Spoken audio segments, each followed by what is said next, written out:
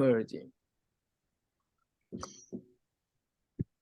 Okay, I think that is my cue to get things started. So hello, good morning, good afternoon from wherever you're joining us around the world. I am, for those of you, I can see a few familiar names and faces, which is nice. But for those of you who don't know me, I'm Holly Tessler. I'm Senior Lecturer in Music Industry and the Program Leader for the Beatles MA at the University of Liverpool. And Chris Anderton is actually my oldest friend in the UK, the very first person I met when I got here, more than two decades ago now. So we go very, very long way back. And I was absolutely delighted and very flattered that he asked me to welcome everyone and take part in this book launch for his recent, Chris is prolific, amongst other things, in publishing books. This is his most recent, edited with Sergio, called Researching Live Music, Gigs, Tours, Concerts, and Festivals, published by Routledge. And I'm absolutely delighted to be part of this launch. So first of all, I think we could all say congratulations to Chris and Sergio for all the hard work they've done, and also for all the contributors, a couple of whom are with us today, and we'll hear from them a little bit. So of course, probably more than any other sector within the music industries, live music has of course been most impacted by COVID. And whilst live music was, as a study, as an academic discipline, as well as an industry sector, surging from strength to strength before the pandemic, of course, things have been severely impacted during the pandemic and even afterwards. So I'm sure that's one of the big issues we're going to talk about, but it really prompts a lot of critical thinking about live music and the music industries more broadly. So what we're going to do today is get a range of perspectives on these and other ideas that are sort of emerging out of not only live music as an industry and as a sector, but in terms of the questions and tensions that emerge from researching live music. So the first of our speakers will be Chris, who will talk a little bit about his contributions to the book as co-editor, then Sergio. Then I'm delighted to introduce Gabrielle Kielich, who is of late brand new postdoc at Huddersfield University, who's going to be talking about the research she did for the chapter. And then I'm going to hand over to Rick Davis, who is the Dean of the College of Visual and Performing Arts at George Mason University in Virginia. And then hopefully we'll have a little bit of time left to open it up to some discussion and conversation. Because of course, one of the most compelling things about live music is that most people have an experience of it, either as a performer or as someone who attends or someone who works in the industry in terms of promotion and things like that. So rather than me keep talking, I will hand it over to my old friend, Chris Anderton, who is these days an associate professor in cultural economy at Southampton Solent University. So over to you, Chris. Great, thanks, Holly, and thanks for the introduction. And thanks to Rick and to George Mason University for hosting us for this book launch. That's really great that you could do that for us. And thanks to everyone for joining us and all the contributors to the book who made it such a kind of smooth and enjoyable process, really, for us as editors. I think it's worth noting the book was submitted to the publishers back in May 2021 and published at the end of that year, but for a variety of reasons we don't need to go into. We're only just now kind of formally launching it. So there is a little bit of discussion on COVID-19 that comes from my chapter in there, because I wanted to shoehorn something in just before we got it into the publishers. But we're really kind of interested in the whole field of live music. So it's not a COVID-based live music book, this one. There are quite a few of those already out there, I think. So I think the thing for me is a kind of two origin points for the book. The first actually is from a conference back in 2011 that Simon Frith hosted, the Business of Live Music, and Simon's on the call. Thank you for coming along. And he invited me then to present on my music festival research at that particular event. And for me and for Sergio, I think it kind of marks the beginning of this kind of upsurge in academic interest in the study of live music. And certainly over the last 10 years, that has grown, as Holly has said, from strength to strength, and possibly even more so over the last 4 or 5 years, with quite a few monographs coming out and journal special editions and so on. And particularly for me, it's an interest in how live music events are created and managed kind of beyond the performance itself, is the kind of the business side of things, the staging, the things that happen behind the scenes, is kind of where my interest sort of lies. And the other starting point for me was I just published my book Music Festivals in the UK in 2018, and at that time I was also teaching a module on the live music industries and sort of scanning around trying to find sources for the students to use, and I felt it would be useful to sort of bring a whole load of different ideas together into one book at that time to sort of celebrate kind of where we were going with live music research. And so it was an edited book collection I wanted to do. I wanted to share that with someone else, to share sort of the ideas and the editing tasks with me. And the first person I thought of was Sergio, who I'd met at a conference a few years even before that. And I was very aware of his live sound research, and I thought the complement between that side of the sort of technical production and so on with my own side, which is more cultural economy and political economy and so on, would work really well as two editors. So I dropped him a line on email and said, "What do you reckon?" And thankfully he said yes. And then we set about, this would have been February 2019, we set about writing the proposal, which went through a few iterations as ever. And by the summer, we had a contract with Routledge, and we were starting to, get some chapters in a little bit later in that year. So that was great, actually. Worked really well, and we're hoping that this sort of, starts to consolidate maybe what was calling kind of an emergent or sort of nascent field of study. I think live music studies as an area is certainly growing and starting to sort of coalesce a little bit. Certainly we hope so.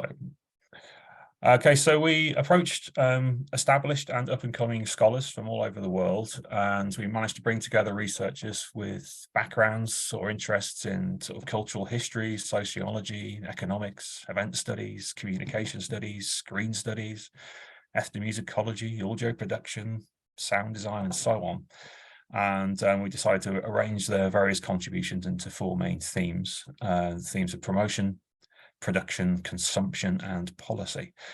I'm not going to work through all of the different chapters here. You can always read the book, of course, but I'll give you a broad overview of what each of the sections does before handing on to Sergio.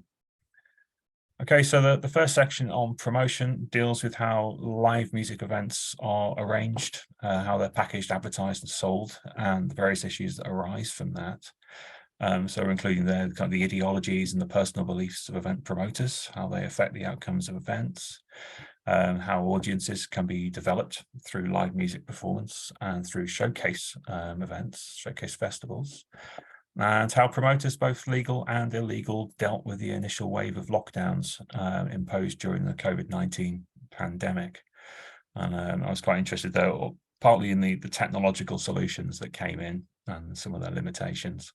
But also the kind of the upsurge in the illegal raves that sparked up around the world, of people sort of saying that we're going to get together and have a party no matter what, and kind of what sort of propelled them to do that despite the restrictions that were in place at that time in 2020. So that's the first section. In the second section, the production section, we focused on logistical, technological, and social practices involved in making events happen. So that's everything from the live sound, from stage design, the tour and venue crews, and the use of technology again. And they all have significant effects on the live music experience for both artists and audiences, and our authors sort of teased out many of those things in their chapters. The third section was about consumption, and here we'll start looking at the interactions between audiences and performers, and notions to do with things like liveness and authenticity and co-creation, thinking about how live performance is changing as a concept through the use of technology and so on, and how audiences themselves are creative and active in the reception and archiving of live music performance. It's not just about the performance that you see on stage anymore. It's about stuff that happens afterwards, and increasingly with the technological mediation that we have, that is something that live music promoters need to sort of take into account, I think. And then the final section is on policy, and here we're sort of acknowledging the broader context of the live music ecology within which promoters and performers and audiences all operate.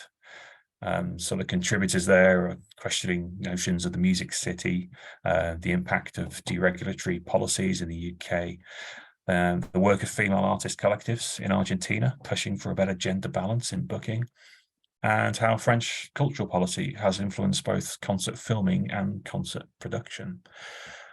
So lots of great stuff, lots of case studies from around the world through the course of the book, and just like to basically thank all the contributors for the work that they did, for taking our comments in good stead, and delivering on time, which is always nice. So thank you very much from me, and I shall pass on to Sergio. Great. I also want to start by thanking all the contributors and about today, especially the presenters. So Holly, thank you for moderating this. Gabby, for sharing your knowledge on the live music scene as well. Rick, specifically for encouraging this happening with George Mason University, and of course my university, that also part of the organizing committee. Universidad Peruana de Ciencias Aplicadas, under the research direction. So thanks for making this happening. And Kelly just left, who also was behind the technical aspect of this meeting. So that's for the thanks. Oh, one last thing. Thank you, Chris, for thinking about me in the first place. That I thought I was your fifth choice. I thought there was no one else that could do the job, but thanks for thinking about me first, as you were saying. It's really an honor. It was such an interesting project to me, and so thank you for just writing that email. That definitely made me very, very happy. So one thing you didn't mention, Chris, but that I think is really important about the I'm just going to say 2 words about that. The whole process of getting the book together is that we had a lot of response, and so much that we ended up making a volume 2 of it. We had a lot of proposals that had to do with what we call today, and that's the name of the special issue, contemporary issues in live music, things that have to do with inclusion, gender issues, well-being, sustainability, and other urgent topics that need to be part of the agenda of music studies. So we ended up having so many interesting topics about that we created a kind of like a second volume, which is actually a special issue of a journal, of an academic journal. This is Arts and the Market, which is also, I think it's worth looking to see the continuum of our interest in this emerging field. And I'm going to be speaking about that, that we're calling live music studies. A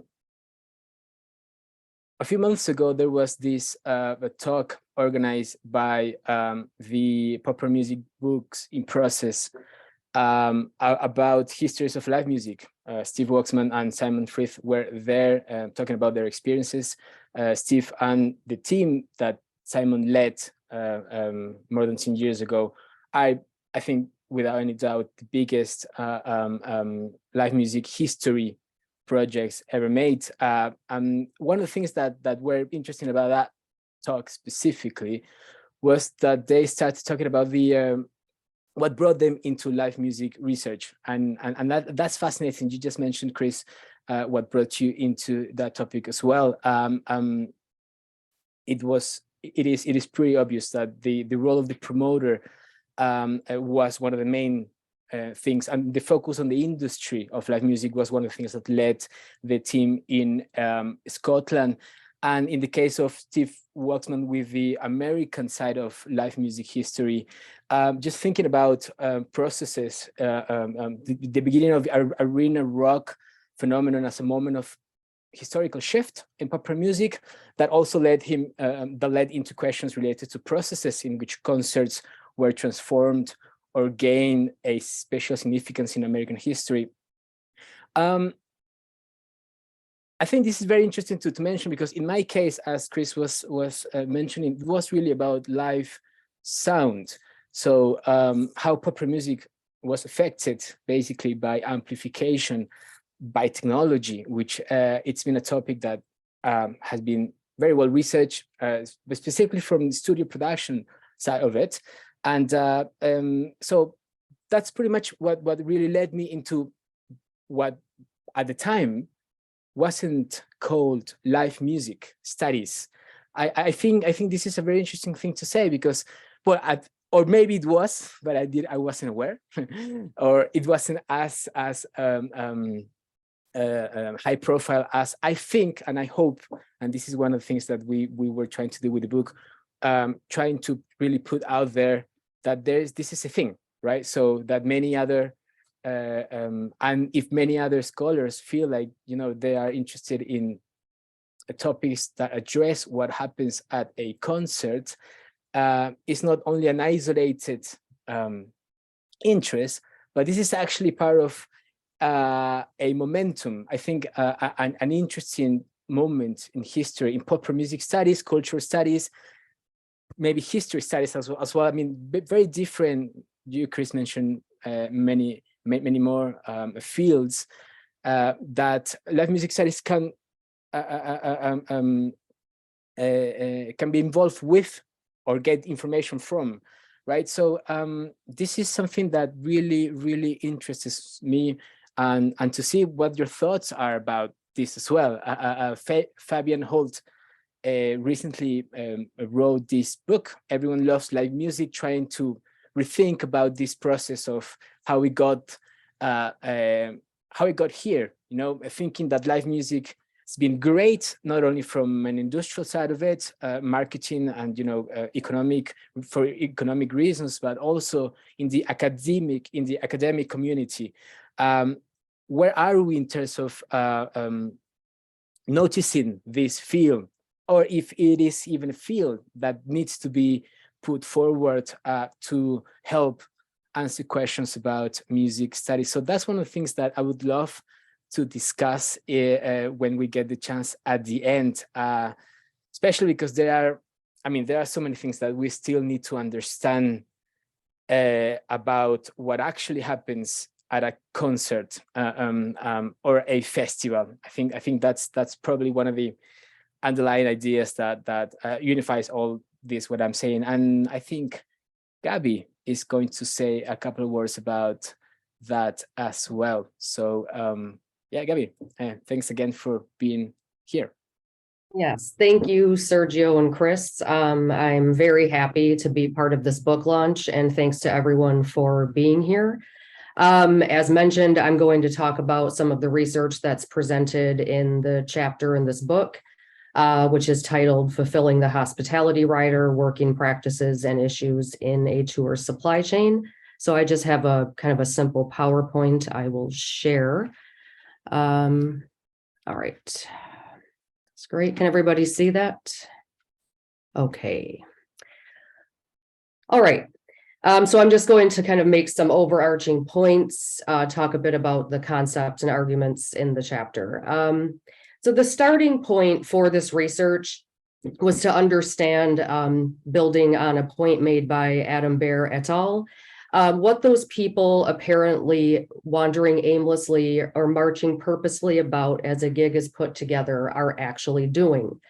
So I'm interested particularly in the workers and their labor tasks that are largely invisible behind the performance and economic and business concerns that initially structure live music's existence. And what the research does is draw attention to some of the daily activities that are involved in and important to the realization of professionally managed live music events, but that may be separate from the creative and aesthetic decisions that directly shape live performance and the concert spectacle. And the research is based on participant observation in concert venues and interviews with touring personnel. So first, I want to put forward two major points about live music and its study from my research here. And then I'll give some examples from the chapter that kind of support this. So first, we need to recognize the ways in which live music events, particularly those that are part of a tour, are brought into being through work that is both well-defined and negotiated on a daily basis. Live music events are realized to some extent through legal contracts and formal agreements, at the same time that they are the result of informal, off-the-record discussions and disagreements. They are brought about through both careful planning and last-minute decisions. Clearly established conventions and expectations matter as much to understanding the live music sector as do sudden and unanticipated circumstances and the manner in which they are handled. Particular work activities may be presented one way on paper, but in practice be enacted according to very different criteria. Further, the significance of interpersonal relations in the live music industry renders daily negotiations between workers a central site of analysis in understanding the labor involved in concert events. In addition, artist preferences and changing personnel within road crews and at the local level mean that there is much to be learned from factors that are difficult to systematize. And second, live music is so often understood as involving special or magical moments, but is in fact realized through the most repetitive and mundane of activities. The mobile nature of touring means that venues function as hubs to sustain basic needs and everyday life. Successfully putting a show together depends on having access to supplies, the circulation of documents, and effective communication. So in these ways, the unspectacular activities that constitute live events are rich sources of understanding. And while some may argue that awareness of such tasks diminishes the effect of the spectacle, it can also be said that looking behind the curtain ultimately makes the result more impressive. So I address these points in this chapter by examining the hospitality rider, which is an essential document in the live music workplace, the working relationship and interdependency between tour managers and a venue's local crew, and the practices and issues involved in acquiring items for the rider. And I'll discuss each of these briefly. First, though, as mentioned, mobility is, of course, a key characteristic of concert touring. And because of it, workers on tour rely on networks of people and the resources of a venue's local area to sustain them. So in this way, they rely on a supply chain.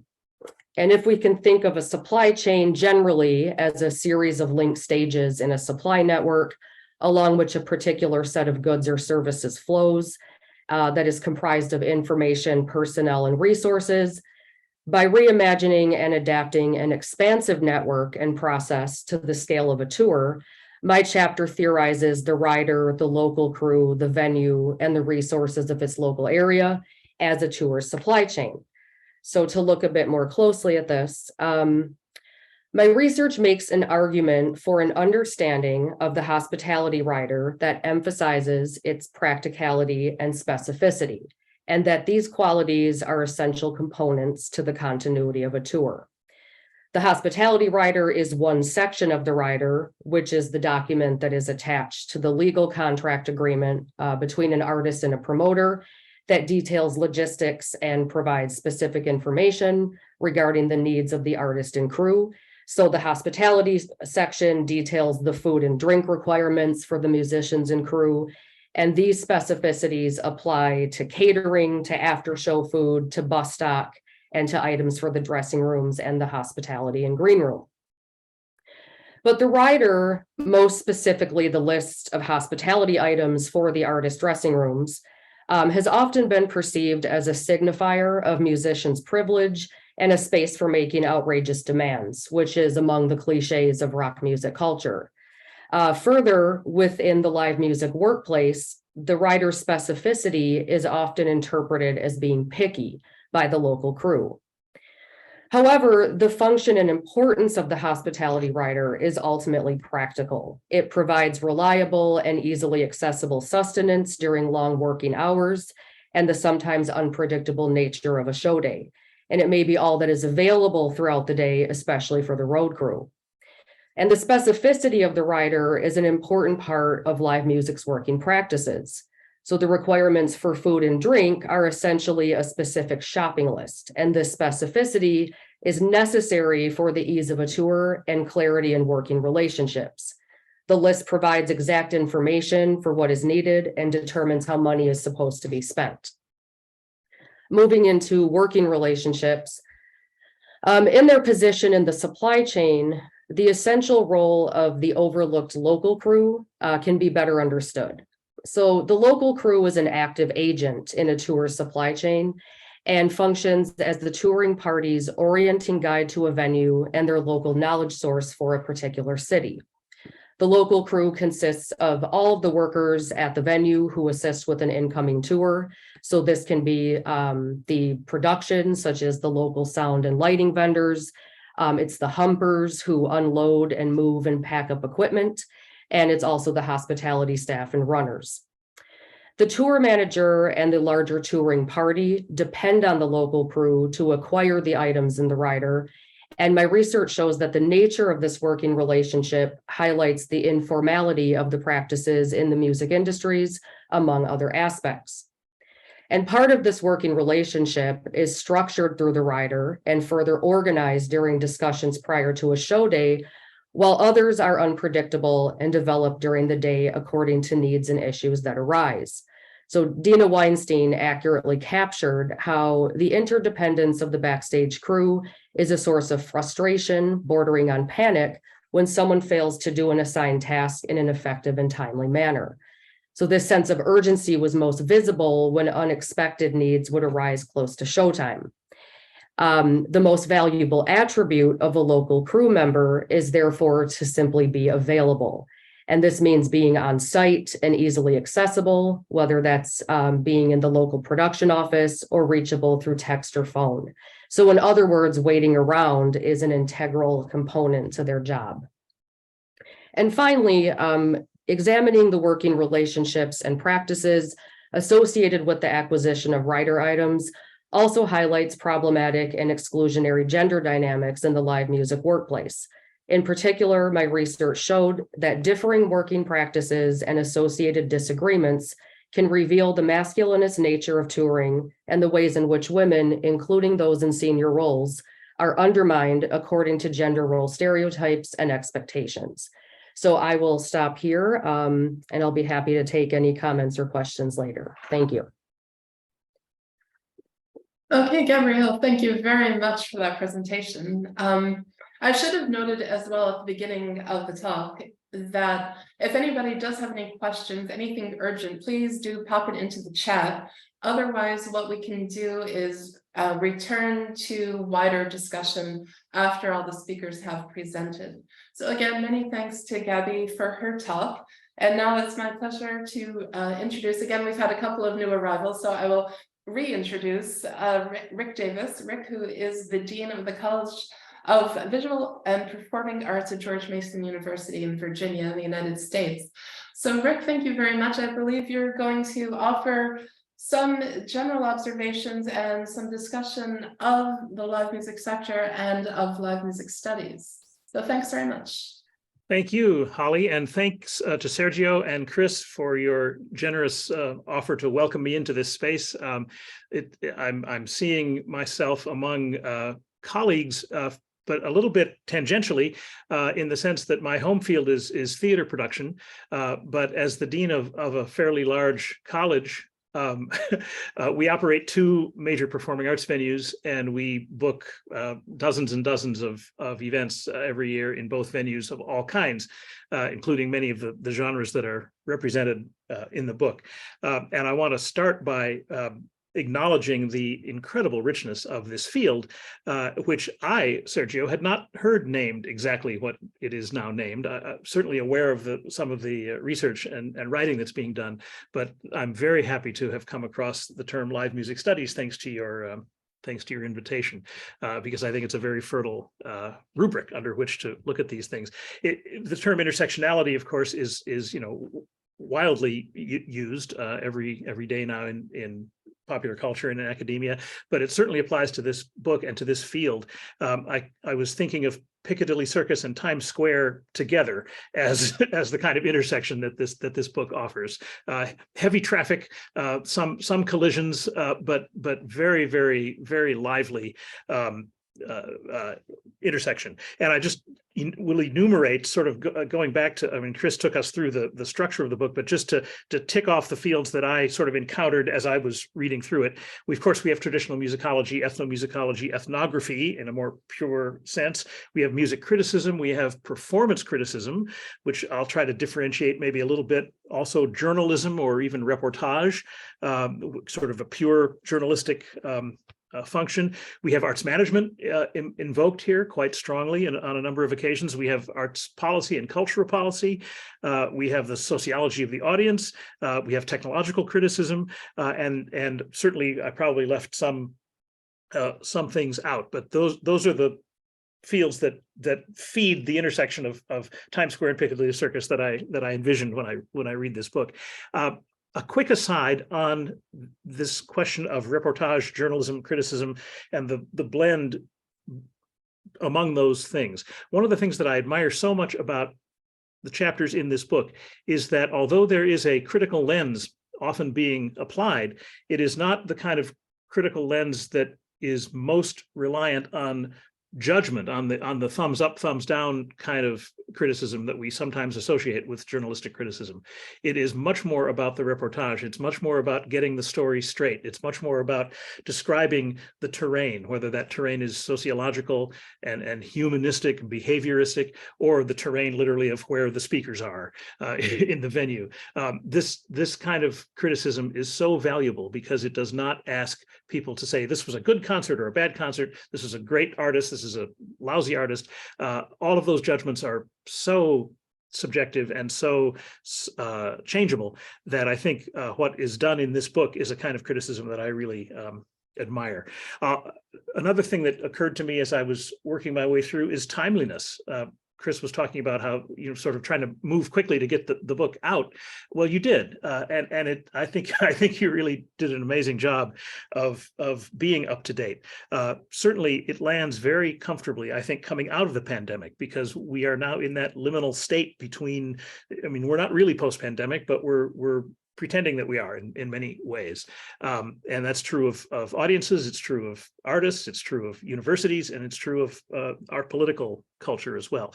So I think this book lands very, very nicely in there. But I do want to recur back to the pandemic moment for a bit, because it was an intensely creative moment in our fields. Certainly in the theater and music and dance fields, so many innovations occurred almost overnight in the pandemic. And I think what we're now struggling with and interested in is how many of them can carry over.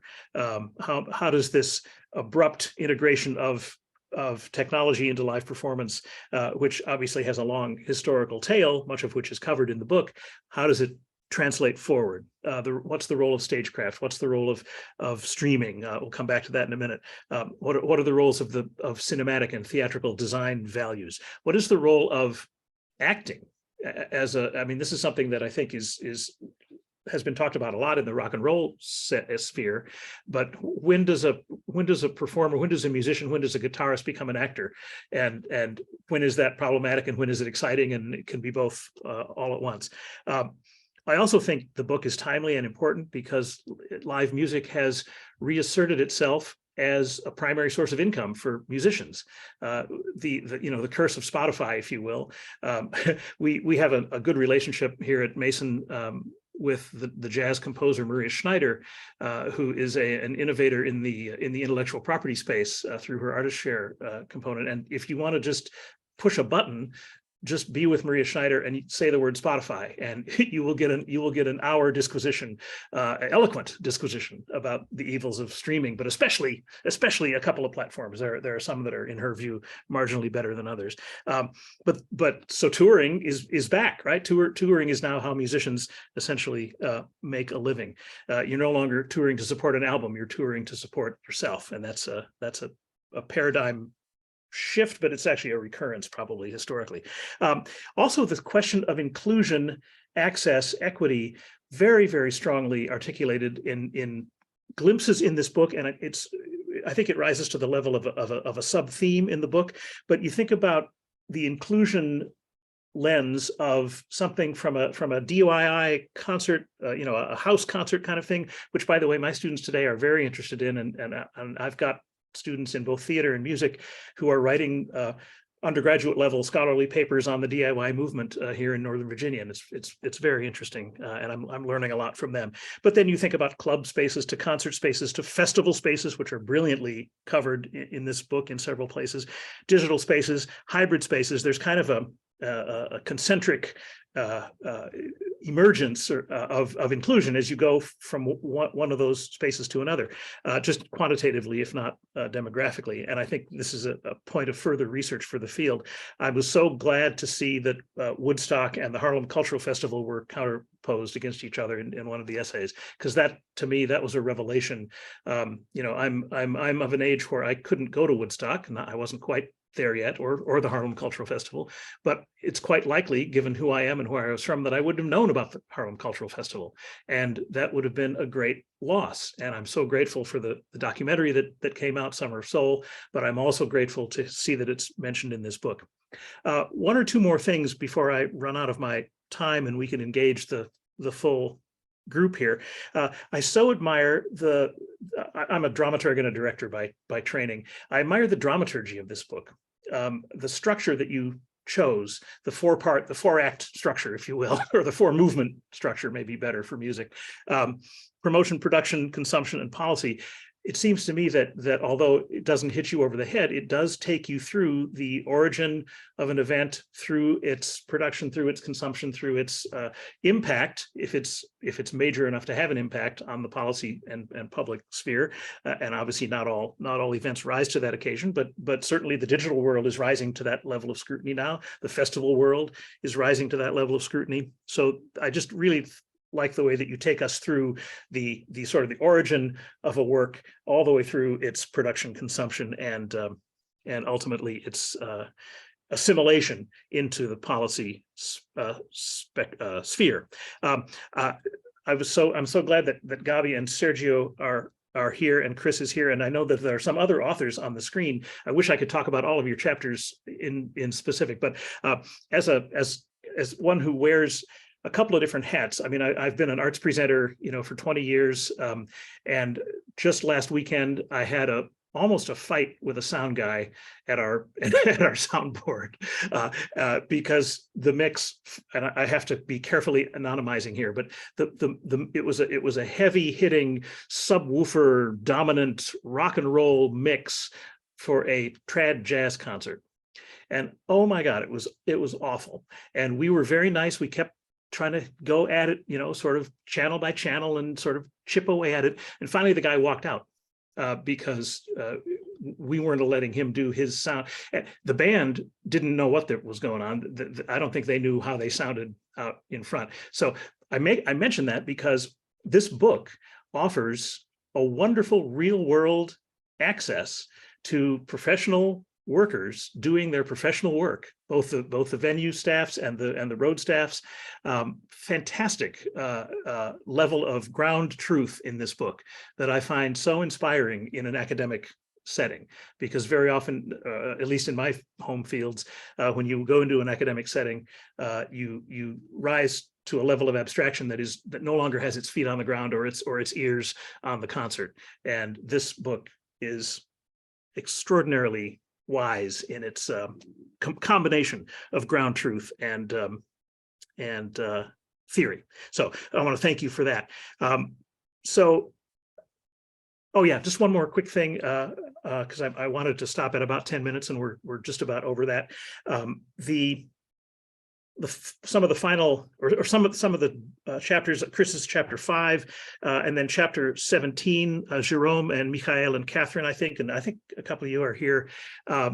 These chapters importantly talk about the impact of the pandemic and the emergence of the live video.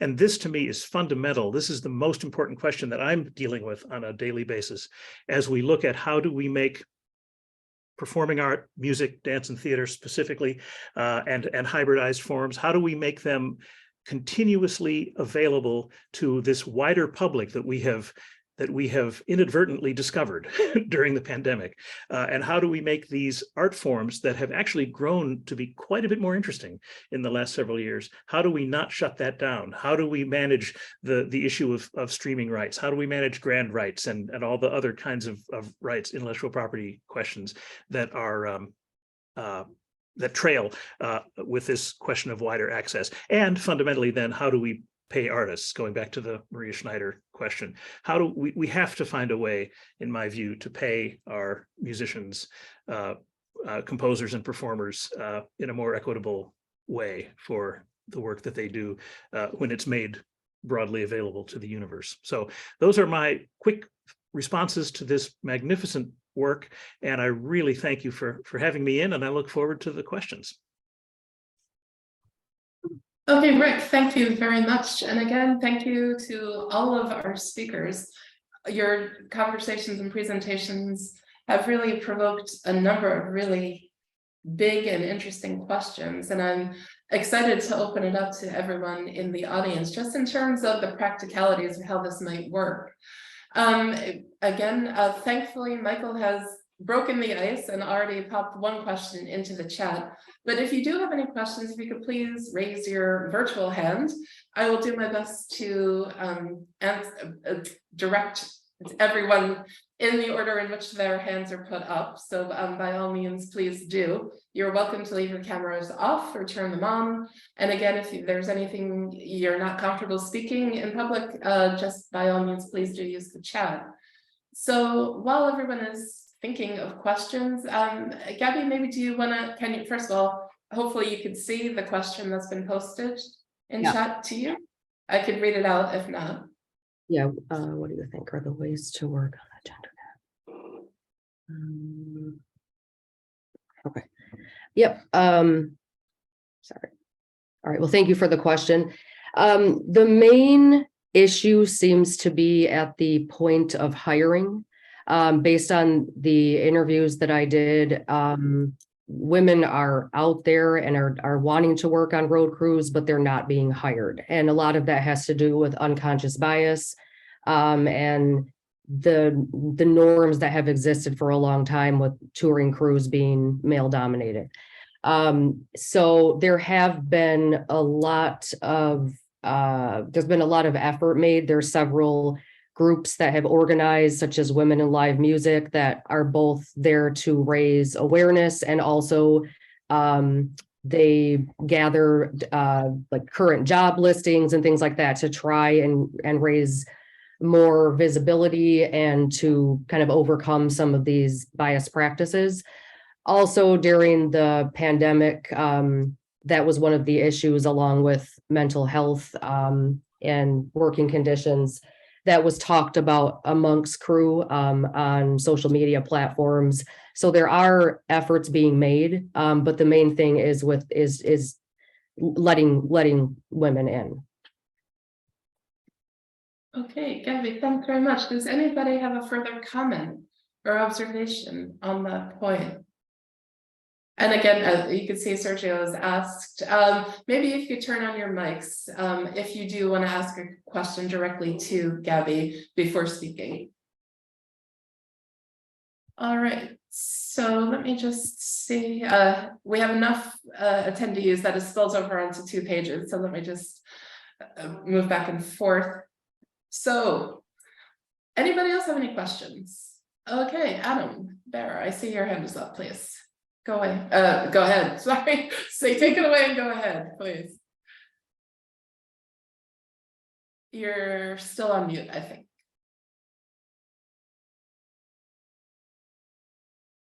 Adam, I'm not sure you've got the possibility to turn on your mic because of the technical way this was made, but I'm just going to make you host. That might be the easiest thing in case you are struggling to turn your mic on. Hopefully you can do now. And please, I mean, I hope I knew how to do that for everyone, but just let me know if you can't turn it on, and I'll help you. Hi, Gabby. That really enjoyed your chapter and your talk.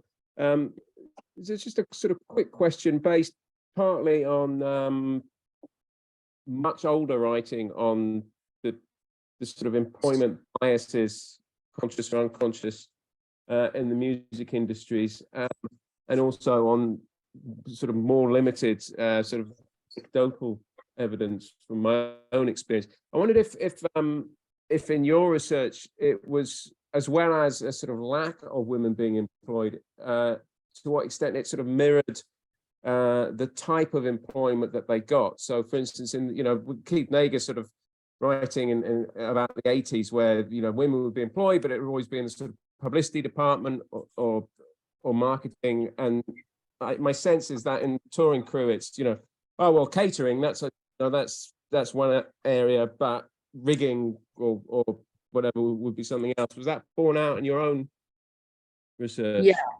Yes, and that's because this chapter is out of my PhD thesis, which is going to be a book I'm working on turning into a book right now.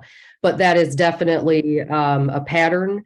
There was a number of situations where like women wanted to be sound engineers, but were constantly shut out of mentoring opportunities or weren't taken seriously. So a lot of times ended up in roles like the production coordinator or in catering or wardrobe, and had difficulty getting into the more technical sides. There are quite a few women tour managers. That seems to be a role that women can gain access to, not so much in the production side of management, but any of the technical side that's where you really see an absence. And that's where that women in live music, one of their focus is on engineering and technical roles. So a kind of a really rough label split between sort of human interaction, human side and side. And if it's dealing with people, then that's okay. And if it's dealing with wires and stuff, then there's more resistance. Yes. Anything technical versus anything more care related or human centric. Absolutely. Thank you. Oh, thank you. Great, thank you both very much. Does anybody else have any questions for Gabby or for Chris or Sergio or Rick? Well, hi. Go ahead. Actually, I have something that I forgot to say about Gabby's chapter that I really wanted to say, and actually sparked by her exposition of it, about unveiling the magic, the behind the scenes perspective. I think that is so important, actually. One of the things that I have the pleasure of doing several times a year, sometimes many times a year, is giving sort of this backstage tour orientation kind of thing to, sometimes it's donors, sometimes it's prospective or actual audience members, very often students. And what you say is so true. People are astonished. First of all, completely unaware, and second of all, astonished. And it invariably, in my experience, increases their appreciation for the work when they see the number of different crafts and the number of different unseen hands that go to putting this on. So the fact that you talk about that and that this book really helps bring visibility to many of these arts and crafts, I think is super important. Just want to call that out. Thank you. Okay, Rick, thanks very much. I see that Christopher Daly has a hand up, but I also see he switched his camera off. So Chris, if you're there, by all means, please do go ahead. I get the feeling Chris might need to rejoin us in a few minutes. So does anybody else have any other questions for any of the speakers? There's one in the chat for Sergio and Chris. Excellent. Sergio and Chris, thanks for that, Gabby. Hopefully you guys can see that. If not, I could read it out. They're asking, in your opinion, what are the main areas of live music research that remain to be explored? You want to take that one first, Chris? Oh, why not? Why not? I think it's actually, we're still quite early days in the live music research generally. I think there's a lot of things that need to be looked at further. For my side of things, you know, I train as a geographer, and there's a fair amount of geographic understanding of space and people's, particularly in festivals, how people make use of space, how space is important to the way that festivals operate, the image and so on that they have. So certainly something along those lines. I'm sure on the technical side of things, there are stuff to do with live sound and to do with the visuals at gigs as well, which are relatively underexplored. The current sort of explosion in new tech, I suppose, is something that needs to be thought about a lot more. When we're looking at how people have tried to do live streaming and hybrid events and the imposition or the use of virtual reality, augmented reality, and so on into the live sphere, as to whether what actually works for audiences in that. I think there's a lot of excitement, as there often is when you bring in new technologies, but whether or not they actually connect with an audience and make the experience any better is something which I think still needs to be looked at more. It's notable that since the end of the pandemic, the live streaming has dipped, and that when we look at tours that people are doing, it tends to be just one session that might be hybrid. So they're looking at different ways of dealing with live streaming, so that yes, the experience retains some of that specialness that you would get with a live gig. If you can stream every single gig, maybe it loses something. And you know, there's been a sort of move to having, as it cold-plated their Music of the Spheres as a cinema presentation that was live into cinemas, which is something that sort of Andre Rieu has been doing for years in his sort of classical music sphere. So it could be that something's happening with that, and there's a lot of moves now, which very early days in terms of research, which is into the integration of live music and festivals with NFT technology. So there's again, it's another area that there's a lot of push on how we can put ticketing through NFTs, how you can then actually manage the relationship between the promoter, the artist, and the audience via NFTs, which I think is quite a fruitful area for the business to get involved in. So once you have somebody set up within an NFT, you're in the position where you can drop into their digital wallets other stuff at any time during the year, which means the connection between the promoter and the audience and the artist is actually enhanced, or potentially could be enhanced. It's a very different sort of marketing. So I think there's definitely some interesting things happening there. I would say I would probably sum it up as far as my interests go. Two main topics. One of them actually was mentioned by Gabby, which is thinking about live music as mobile productions. This is something I've been intrigued by some time now. You know, as mobile communities involved with music. So probably leave the aspect of live music as and forget about their situality in happening in a specific place, which is very important and has been explored through many theoretical approaches, but probably thinking about live music as something that continuously moves and changes and perhaps, and this is just an open question, the specific place or the situation matters less than the fact that it has to be working as a mobile phenomenon. So that's probably one aspect that I'm very intrigued in. And the other one is performance. Of course, we are all aware that there is such a thing as performance studies, which takes care about what really artists do on stage. I wonder, and I think my take is that live music studies, if it is a field, it is moving towards, or probably or perhaps was born thinking about the industry and thinking about probably everything but the artist on stage. And I think it's also worth, I would say it's also worth rethinking about what musicians do, and of course getting some input from performance studies, from musicology, classical musicology, but with the input that live music studies could bring, thinking about performance in probably in other ways that involves the industry and processes and also socialization and the many things we've mentioned here. So yeah, I think I would go in those two directions for now. But thanks for the question, Michael.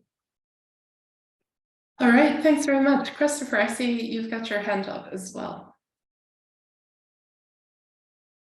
Yeah, thanks everybody. Can everyone hear me?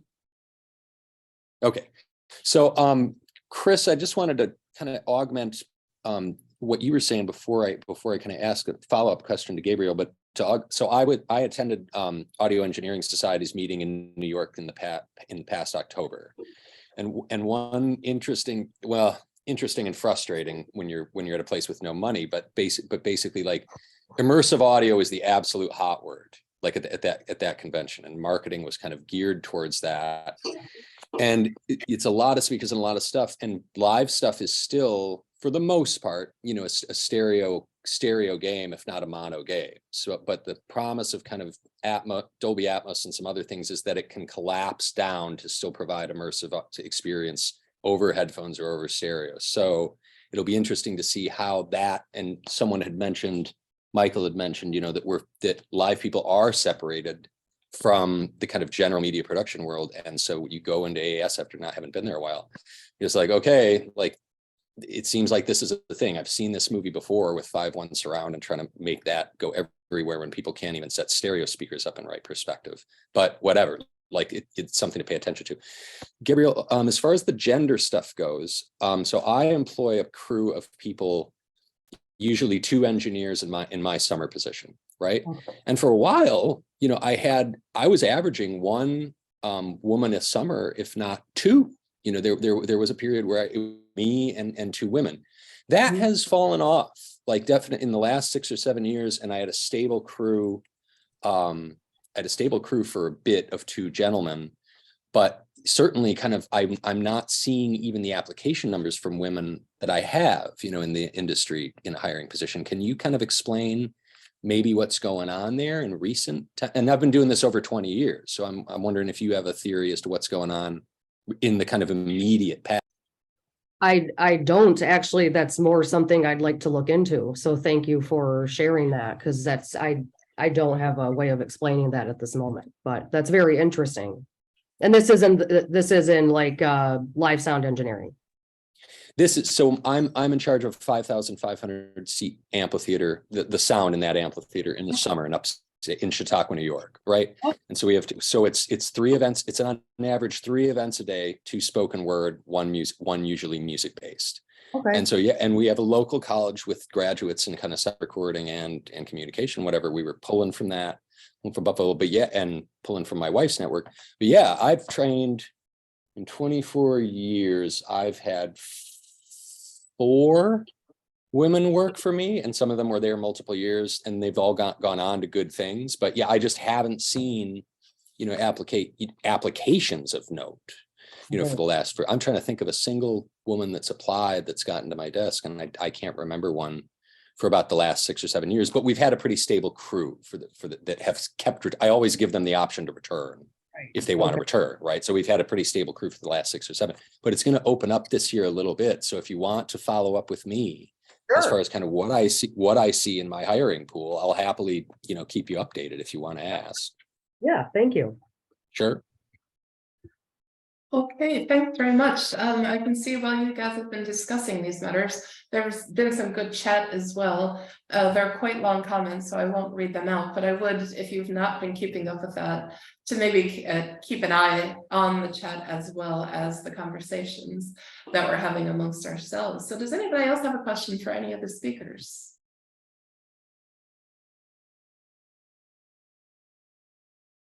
Okay, well, I guess while folks are formulating a question, I was really thinking about a chapter from one of your contributors, a former colleague of mine, Kenny Forbes, who's writing about the bigger question of what is live about live music these days, because it used to be a very clear binary. Either somebody's on a stage or somebody's not on a stage. And now we're in a position where Kenny's writing about things like holograms and dead pop stars going on tour. So I was wondering if maybe you guys could talk a little bit about that aspect of live music research and where you think that might be headed. Any one of you, it's open to any or all of you to respond. I think Sean has his hand up. Oh, Sean, your hand blended right into your background there. I didn't see it. My apologies. Please go ahead. Don't let me interrupt your question, though. Okay, well, why does maybe Chris or Sergio, you could speak to my question, then we could get on to Chris? Yeah, sure. Sean? Yeah, indeed. I don't know whether it's a matter of scale or a matter of the type of music that we talk about when we think about that. I know from the students that I see and I meet and who come on my courses that there's a batch of students who really love live venues, little live venues, the grassroots kind of live venues, and for them there's still that rhetoric of authenticity, that rock authenticity of the past is still very much live with them. It's got to be live. They've got to be doing it on stage. That means they're doing it for real, etc., etc. But then there's a batch of students, maybe half the class as well, who are, no, I want to see a show. And they're more from a pop perspective. And actually, they want to go and see a show, and it's about seeing a show. So the way that pop artists have created what seem like mobile musical theatre productions almost, it's shifted the narrative away from it being, oh, I'm seeing somebody do it for real live on stage, to I'm in the presence of the person who I idolize, and the music is what, and the show is what counts. It doesn't matter who's necessarily making it. And so I think it does come down partly to genre, partly to different attitudes towards fans, the audiences here. And over the years I've been teaching, sort of the last 20 years or so, the rock authenticity type student has definitely decreased. There's less and less of them, which I think is a worry for small grassroots music venues. Because what I'm seeing at grassroots music venues is a regular audience of people over 50. Not a regular audience of people in their late teens. And so, you know, in the past, there was that you were 14, you could get to a gig. It was a 14 plus gig in the UK, for example, and that would be the thing that you did. And it was about, you know, asserting your individuality and going out and being an adult, all that kind of thing. And increasingly, they're just 14, 15, 16, they're staying at home and they're playing on their PlayStations or whatever. They're not having that live experience at a formative age in the same way. And I think so you're getting a split in the way the live music market works, or that's how it appears to me anyway. I don't know if Sergio's got any thoughts on that? Yeah, no, I pretty much agree with what you're saying. And again, I think you mentioned it, the fact that you need to go to a place and share a social experience. That for me pretty much sums it up. Maybe one of the main factors where you just need to, whatever it means to just go out the door and experience something with other people. I think the center for me lies there in some ways. That door could be a virtual door as well, of course. But yeah, I wouldn't add anything else on that. Thanks for that, Chris. Let's see what Sean wanted to ask. Hi, Sean. Very nice to see you. Hi, good to see you. I mean, yeah, I suppose anecdotally, I think I found it absolute murder trying to get students to go to concerts or gigs, and you put on all this sort of stuff. It's. I don't think people are unfamiliar with that. And so, you know, yeah, I'm sure there are some issues there. What I was wanting to ask, not being familiar with a lot of the work that's been mention today is the sort of the scope, because I did a gig last night, but was it a gig or a concert? And was it yes, it was a music performance, and there are lots of different kinds of areas and styles of music, and this it feels like a lot of where, certainly Sergio, your work, which of course I'm familiar with, is rooted in what would you call a popular music field. I suppose this is also partly reflective of the kinds of backgrounds that we get music students coming into the university with. There's such a wide range that then crosses over from performing on instruments to performing in bands to creating music in the studio to doing sound design to being actually involved with music and sound, but across a far wider breadth of practice areas and therefore genres and approaches. And I'm wondering where you see the scope of live music studies. And I guess it addresses the question, that's this previous question.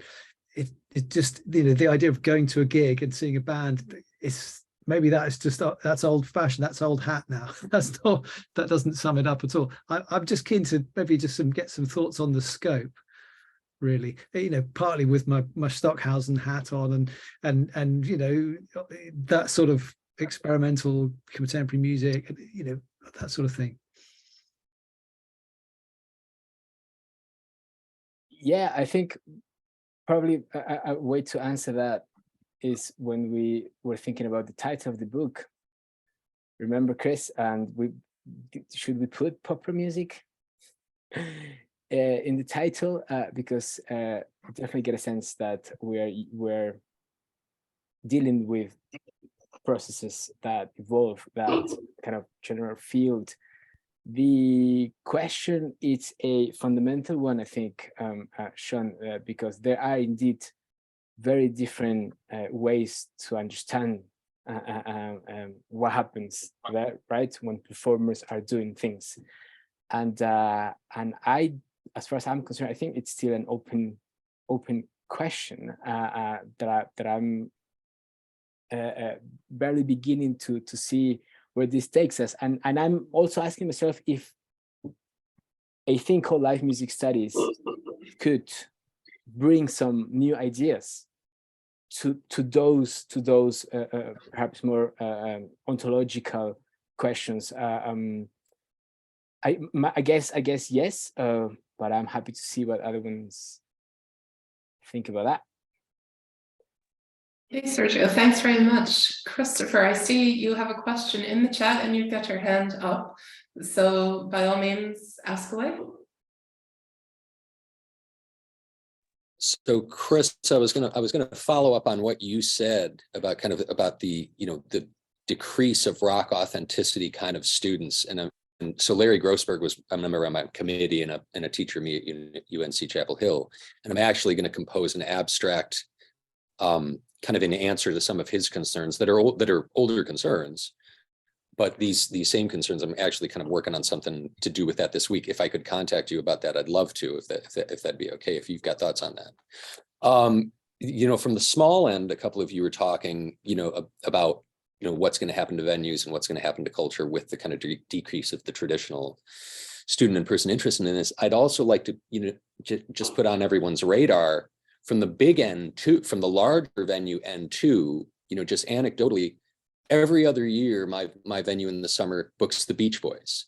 And every other year, Mike Love comes out and does this little wave and sings Kokomo and does that whole thing with a band of young people, right? Basically a Vegas backing band of young people.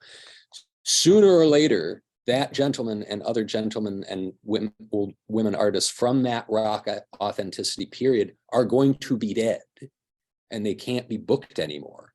And the audience will, I think, but I want to hear everyone's opinion on this, otherwise I wouldn't ask the question. I'm wondering what's going to happen when you can't book artists that can kind of fill mid-level regional mid-sized stadiums like that with kind of tried and true, everyone loved them back in the 60s and 70s artists like that. And the Beach Boys co-headline this time with the Temptations, which same thing. There was one old dude who's 80, who's like owns the name, and then it's like 4 younger singers. But that model, just simply by age, can't be sustained, from that era. So what's going to happen to the kind of mid-size, Vegas, Kiss of Death, casino kind of, or audiences and venues when they can't book those things anymore?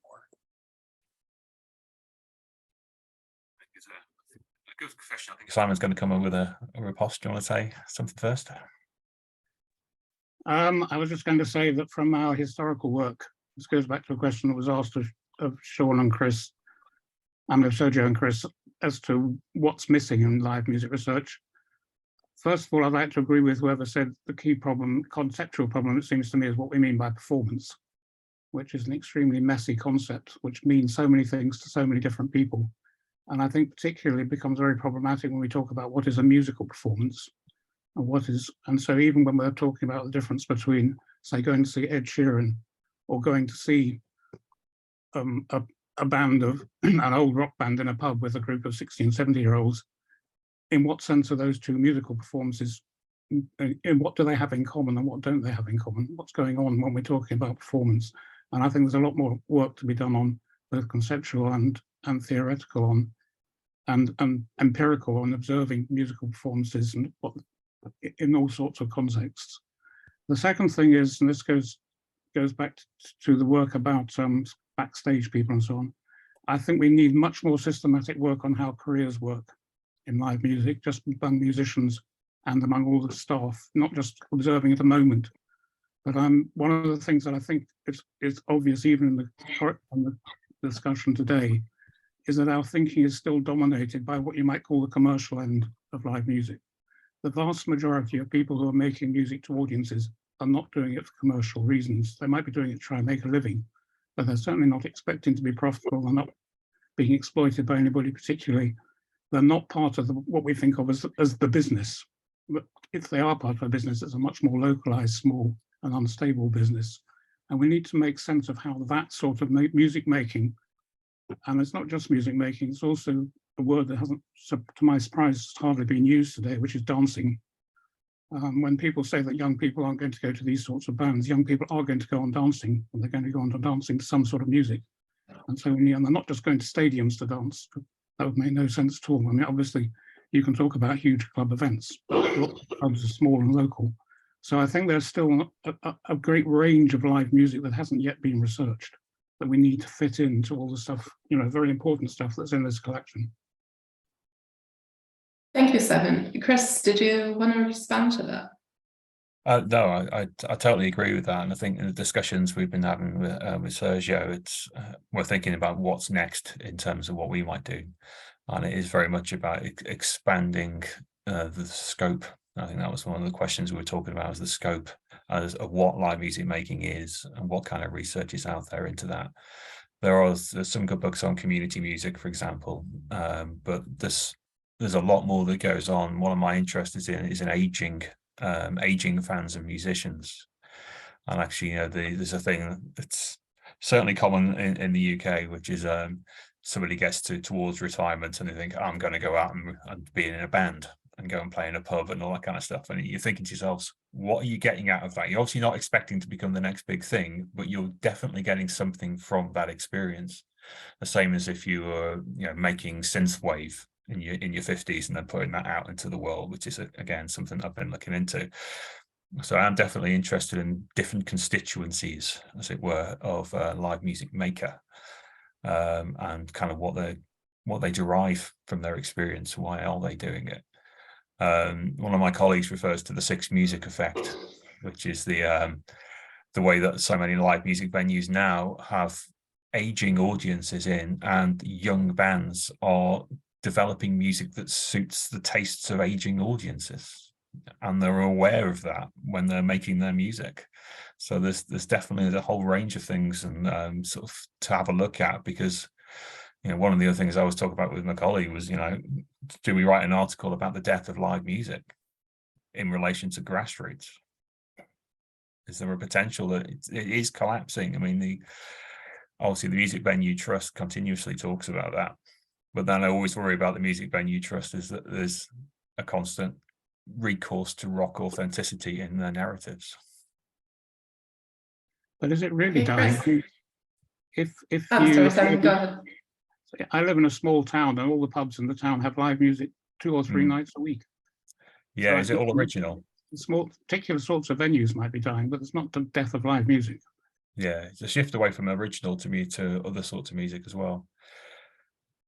Yeah, it's a changing. It always changes. And your historical work on live music has shown, though, the last 50 years, it's always constantly shifting and changing, and it's going to change into something else. It is in the process of doing that. And the question is, what is next? I guess, and Sean, I'm gonna let the word to you as well, because I'm actually was going to talk about you, because then again, it might be all about the question of how broad in terms of genre is this field. Because when you were talking about dancing, Simon, I can't see Sean's eyes closely because he's a bit far away, but I was wondering if he was just making like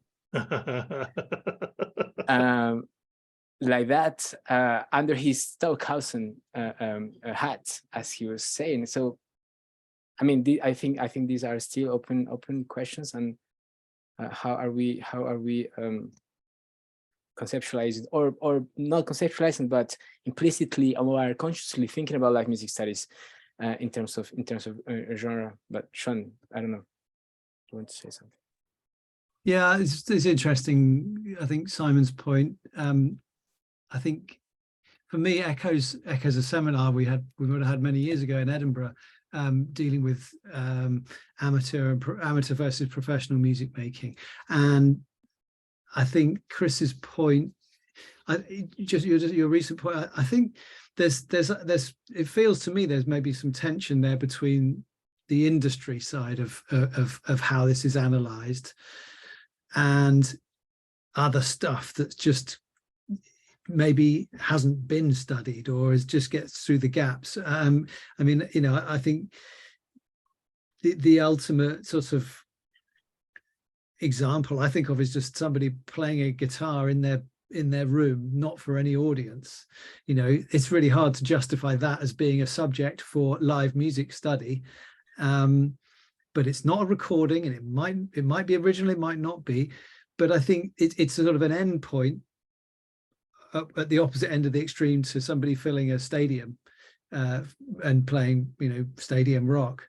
But even implicit in the genre definition, stadium rock is the industry, and there's got to be some sort of boundaries, and their boundaries will be in different locations, and there won't be hard and fast boundaries between industry and just really distributed practice.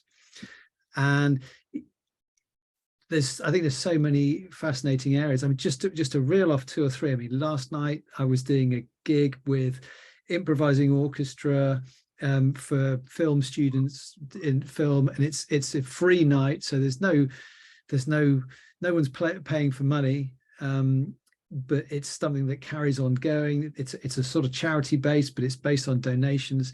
It's complicated, and no one's studying that particular thing. A couple of weeks ago, I was involved with a synth meetup, and that was fascinating because there was a documentary film about somebody called is it Fred Judd, I think, who was a 60s electronic music, sort of a DIY electronic music maker in the UK, not very well known at all. And somebody made a documentary about him, and he actually came up with all sorts of amazing ideas.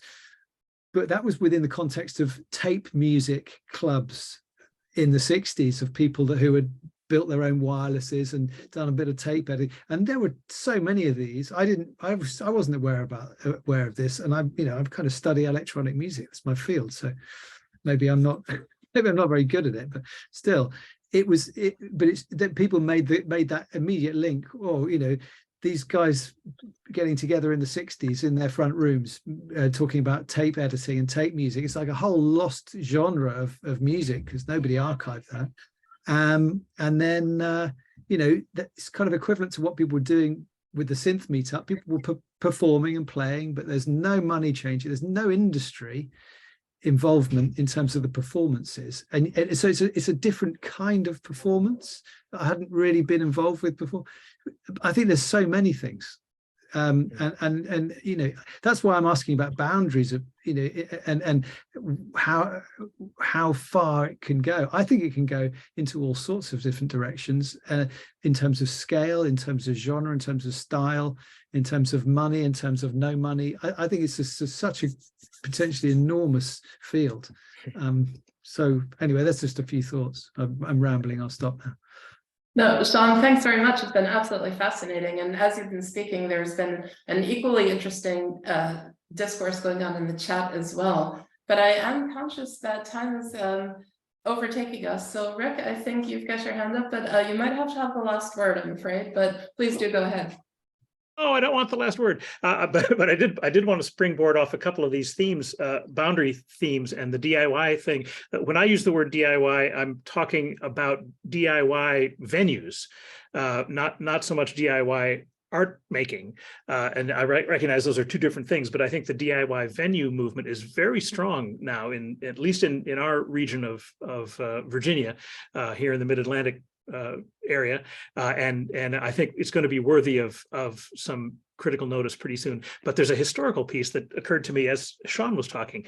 So somebody should write a chapter on my 71-year-old brother, actually not him specifically, but everything he represents, because he was a member of a high school rock band, right? They rehearsed in our basement. They had gear, they had a van, they were booked every weekend at high school dances and proms and county fairs, and they made a living, you know, doing cover rock and roll, which they learned from the top 40 AM radio station, right? That week, the new thing would come out, and they were good enough to put it on stage that week. I mean, it's kind of an amazing phenomenon. And I don't know that that's been fully assimilated into the discourse, but it had a profound impact. I learned to play drums by sitting in when I was 12, you know, with that band. But that movement, the sort of the high school rock band movement and its successors, I think really defined a lot of rock and roll consumption in America for decades. Okay, Rick, thank you very much for that. Is there anybody who wants to make the absolute last comment just before we wrap things up? Any urgent last-minute questions or comments or observations? Okay, I'm looking for hands. I haven't been very good at this yet. I see I see two more quick hands. I think, Christopher, you were first, and Michael, you were second. And I think after that, we will have to, unfortunately, wrap things up. But away you go, Chris. I was going to put it in the chat, but I didn't want to be cut off. Just to Rick's point, there's a Netflix, I think it's a Netflix documentary called "We Are Twisted Effing Sister." That's kind of about this, like that you could make a totally middle class living, like going up and down the Eastern Seaboard to clubs, like from the mid 70s to early 80s. It's really, really great. I didn't know how I'd like it, but it's really an interesting capsule of the kind of moment Rick is kind of describing. Great, thanks. And Michael, over to you. Yes, thank you. I was just curious if there was any connection with live music organizations between the live music research group, and there is so many live music organizations. It would be nice to connect at some point. Okay, Chris or Sergio, any comment on that or no?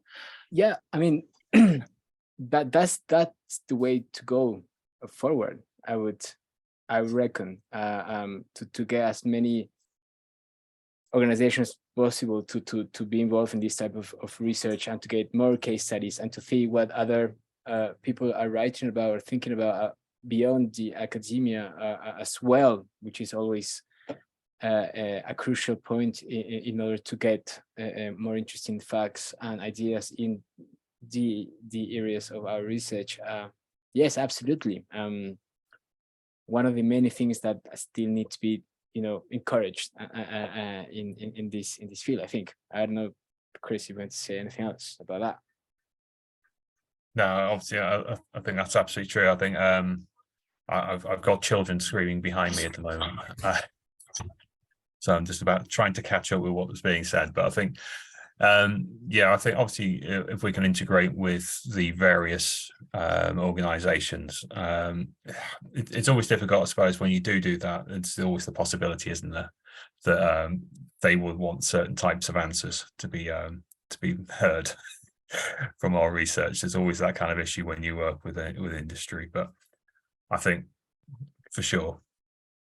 The only other thing I'd to say is thank you everybody for coming along. Thank you to Rick, thank you to Holly, thank you to Gabby for her talk. Thank you for me. Yeah, you beat me to it. I did just want to draw everyone's attention to Michael's comment about promoting the book towards Live DNA, the European Network of Music Venues, which is, first of all, very kind, and also conveniently into a point that Sergio wanted me to make at the end of the talk, which is that for your attendance today, there is a 20% discount available on the book via Routledge. And Sergio, I believe you say you're going to send that code to attendees via email and follow up with the PDF? Yeah, not only for the attendance, actually it's for everyone. Routledge wanted to let everyone know that there is a discount code around this event. So yeah, hopefully, I'm really bad with social media, but hopefully there will be some way to put it out there and that everyone can have access to that. Yeah, but that was pretty much a comment from Routledge themselves. Yeah. Okay, great. Well, again, I'd like to thank everyone for attending and for stimulating such really fascinating discussion. And again, congratulations to Chris and to Sergio, to Gabrielle and to Rick for participating and for your contributions to the book. So I think that is it. Thank you very much for attending. Enjoy, if you're in the UK, thank you for enjoy the end of your Friday. And if you're elsewhere, enjoy the beginning of your Friday. All right. Thanks, everyone. Thank you. Thank you very much, everyone. Thank you. Thank you.